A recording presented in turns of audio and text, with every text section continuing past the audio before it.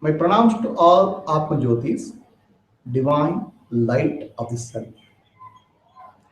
Today, let us contemplate on grace of Guru.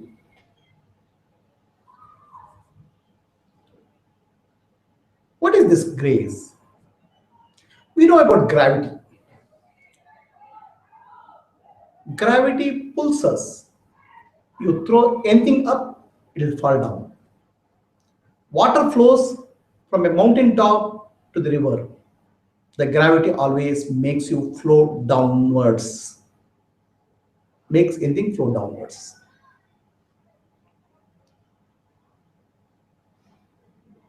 The grace is something which makes move upwards. It's not about stone or it's not about water, but make the mind move upwards. Nature of mind is always to go outwards towards the sense objects because the world is very attractive. We chase objects in the world.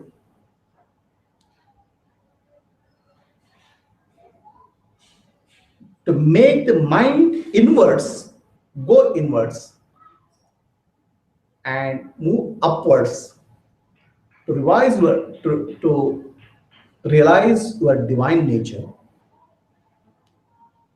A force is required. That force is called grace. The natural tendency of the mind is to go outwards. It's like a downfall because you get attracted to sense objects. And when you get attracted to sense objects, get involved in one sort of the activity or other, which will yield karmic fruits. And karmic fruits are responsible for our life after life, taking birth to experience the karmic cycle. The grace uplifts us. First, it helps us to make the mind move inwards and then lift the mind towards the self. Helps us to realize our own nature. This is called grace. Let us understand the grace in bit more detail. Dhyana moolam guror murtihi, puja moolam guror padam, mantra moolam guror vakyam, moksha moolam guru krapa. Dhyana moolam guror murtihi. We are attracted about so many things in the world. When the mind is attracted about anything, it's a sort of meditation only. Somebody is attracted by a girl, somebody is attracted by a boy, somebody is attracted by money, somebody is attracted by sports. These are all a meditation states. Only this meditation on the objects outside. So you can call this girl meditation, money meditation, cricket meditation, football meditation, or movie meditation, or movie star meditation. Our mind is engaged in so many different types of meditations.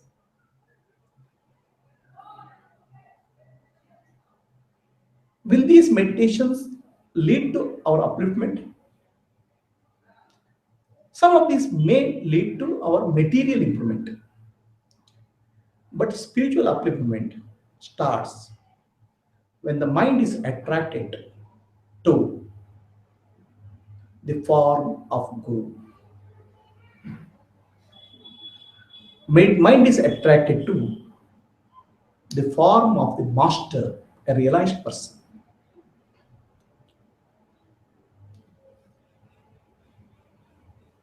That is the beginning of the inward journey of the mind.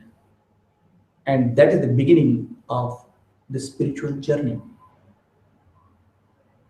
Others, we may go to many holy places, may visit some temples. Still, spiritual journey has not begun. Many of them are more of a religious activities. The spiritual journey is your inward journey. Inward journey starts when you meet a realized person, a Sadguru. Dhyana Moolam Gurur Murti. Our mind gets attracted by the form of the realized person, by the exuding peace, by the words, by the divinity which manifests in that person.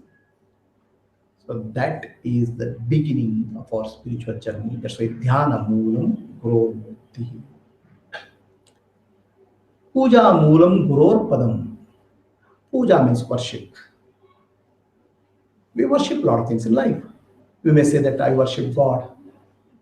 Okay, that's only half an hour a day, 45 minutes a day in your puja room. But what do you do rest of the time?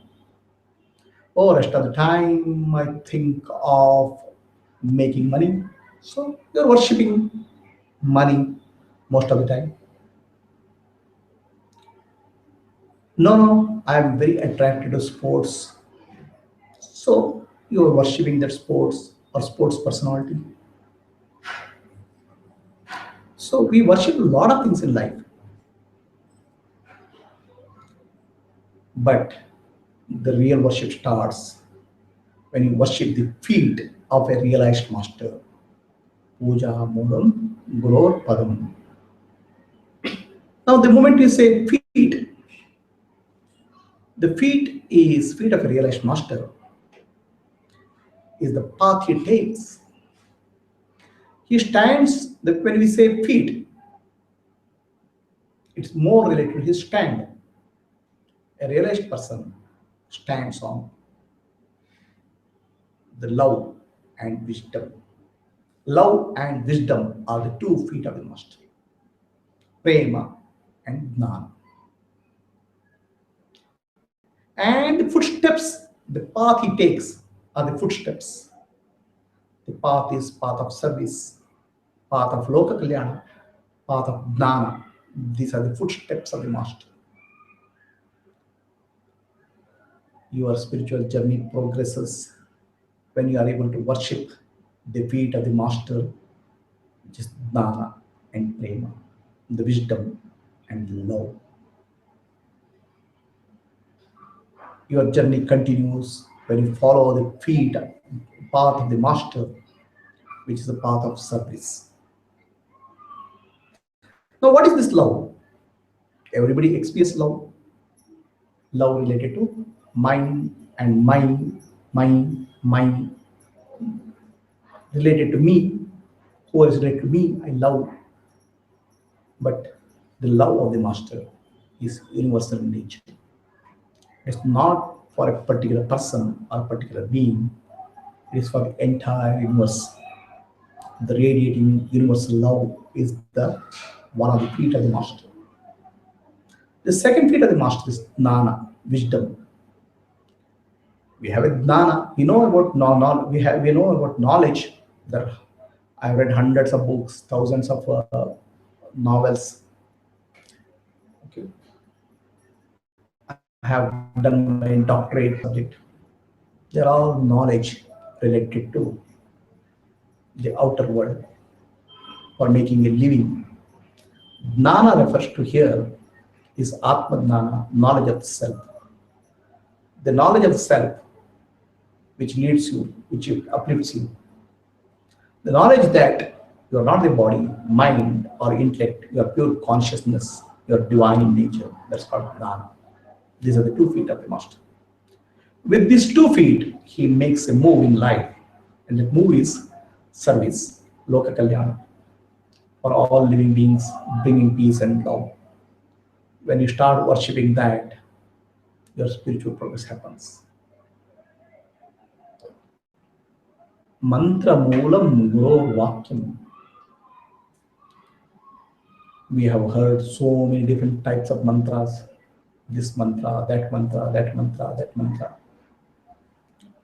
Nowadays, you go to a music shop, you'll get packaged mantras.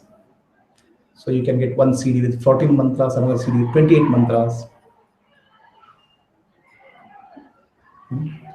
So the mantra means manana trayati mantra. Trayati means protects. One which really protects you, one which really uplifts you.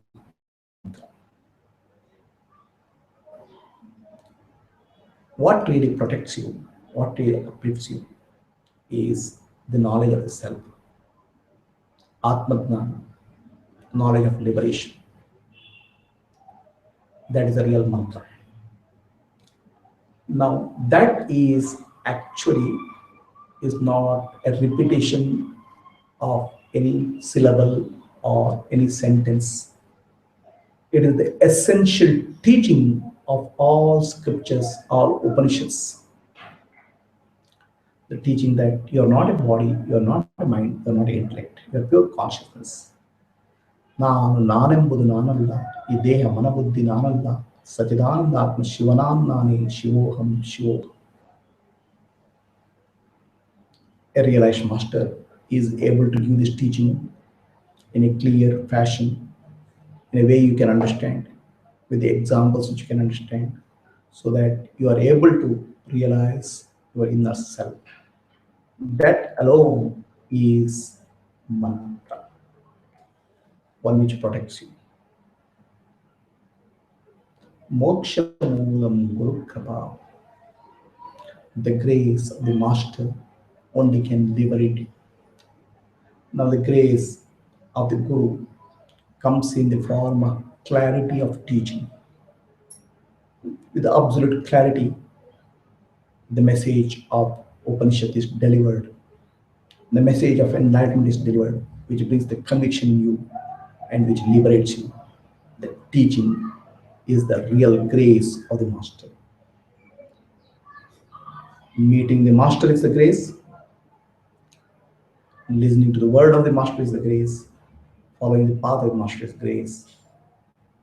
Ultimate grace is the teaching received from the master. The teaching received from the master is called paroksha jnana or indirect knowledge. When you experience and the teaching becomes internalized, you have a direct experience of truth. That's called aparoksha jnana. That aparoksha jnana will liberate you. So this is in essence the grace. The grace is the teaching.